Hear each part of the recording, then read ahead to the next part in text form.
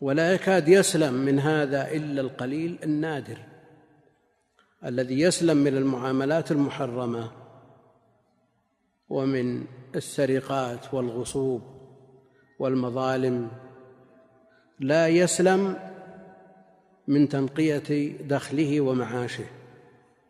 كلنا واقع في هذا، لأن الراتب في مقابل أجرة في مقابل وقت. وإذا دققنا النظر في هذا وجدنا أنفسنا متورطين في ما نكسبه، فتجد المسلمون بجموعهم الغفيرة، بعلمائهم، بفقهائهم، بدعاتهم، بعبادهم، يرفعون أكفهم في أوقات الإجابة ويدعون فلا يستجاب لهم. لماذا؟ النبي عليه الصلاة والسلام ذكر الرجل أشعث أغبر يمد يديه إلى السماء يقول يا ربي يا رب يا ربي يا رب.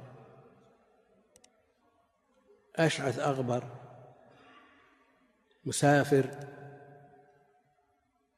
له دعوة مستجابة،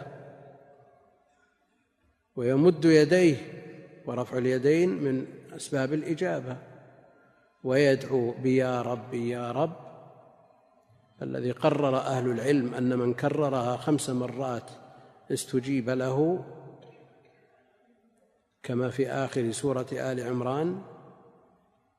لكن هناك مانع، أنى يستجاب له، استبعاد. لماذا؟ لأن مطعمه حرام، ومشربه حرام، وملبسه حرام، وغذي بالحرام، فأنى يستجاب له. هذا الذي جعلنا لا نتعظ ولا ندكر، نقرأ القرآن وتمر بنا آيات الوعد والوعيد وكأن شيئا لم يكن.